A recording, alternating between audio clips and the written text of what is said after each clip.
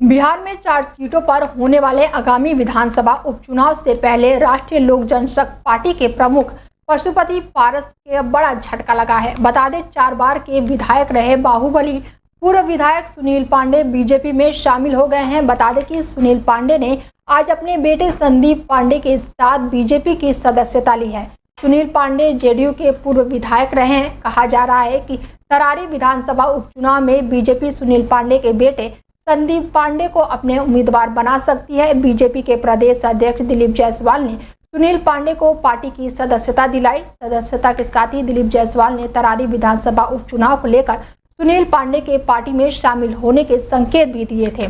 BJP की सदस्यता लेने के बाद सुनील पांडे ने जय श्री राम के नारे लगाए और कहा कि वो लगातार एनडीए के ही कार्यकर्ता रहे हैं, लेकिन आज अपनी पार्टी बीजेपी में शामिल हो गए हैं। उन्होंने कहा कि अगले चुनाव में उनका मकसद बीजेपी को जीत दिलाना और सरकार बनाना होगा। आपको बता दें कि बिहार में 4 सीटों पर उपचुनाव होने वाले हैं। तरारी विधानसभा सीट से भाकपा माले और सुदामा प्रसाद अब सांसद बनकर दिल्ली के सदन पहुंच चुके हैं। वहीं रामगढ़ विधानसभा सीट से आरजेडी से विधायक रह चुके और पूर्व मंत्री सुधाकर सिंह बक्सर लोकसभा सीट से सांसद चुने गए हैं। हरियाणा में विधानसभा चुनाव का ऐलान हो चुका है, जिसके बाद पूरे राज्य में चुनाव को लेकर हलचल बढ़ गई है। राजनीतिक पार्टियां मतदाताओं को अपनी ओर आकर्षित करने के लिए हर संभव कोशिश में जुट गई हैं। इस बीच जननायक जनता पार्टी में भगदड़ मची हुई है।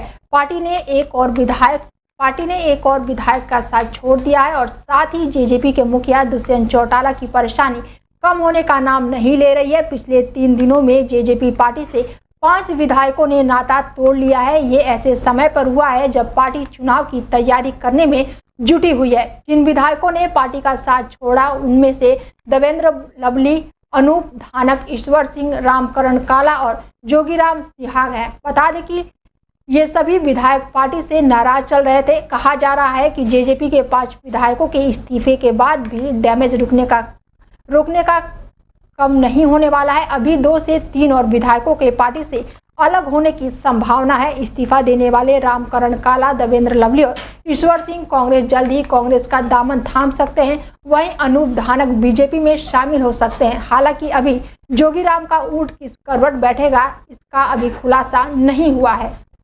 उदयपुर में चाकूबाजी घटना के आरोपी के घर का प्रशासन ने तोड़ दिया है। बता दें कि प्रशासन ने बड़ा एक्शन लेते हुए आरोपी के अवैध घर पर बुलडोजर चला दिया। जिस वक्त बुलडोजर चला उस वक्त भारी तादाद में पुलिस बल मौजूद रहे। बता दें कि आरोपी का परिवार इस घर में किराए पर रह रहा था।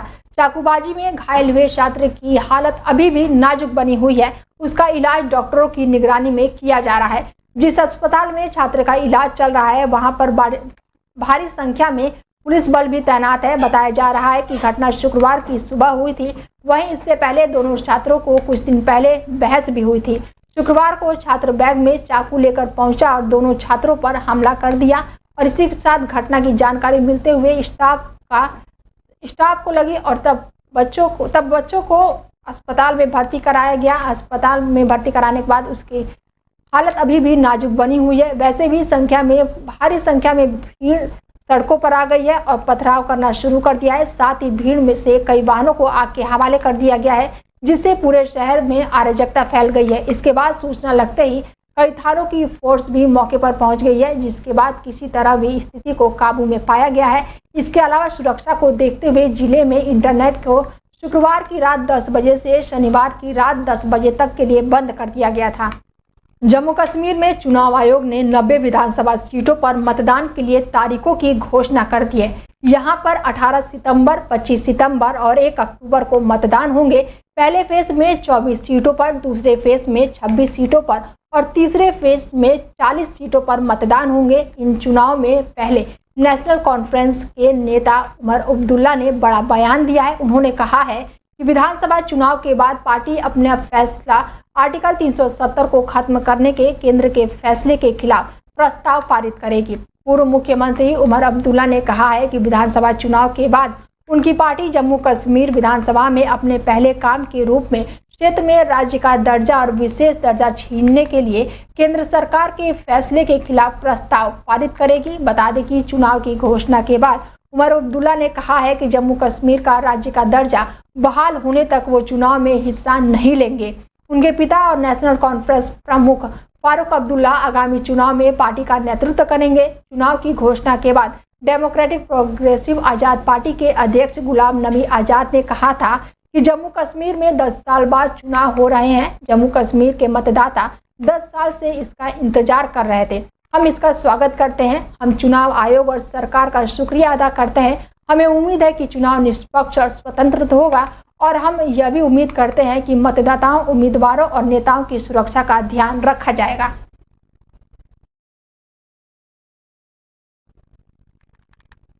दिल्ली की जो हुकूमत की पार्टी है बीजेपी, उन्हीं का लगाया हुआ लेफ्टिनेंट गवर्नर है यहाँ पे।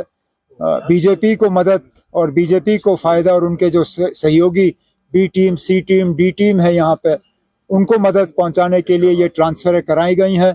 इलेक्शन कमीशन ऑफ इंडिया की तरफ से फौरी तौर इन ट्रांसफरों पे जो है उनको इनका नोटिस लेके उन्हें एग्जामिन करना चाहिए।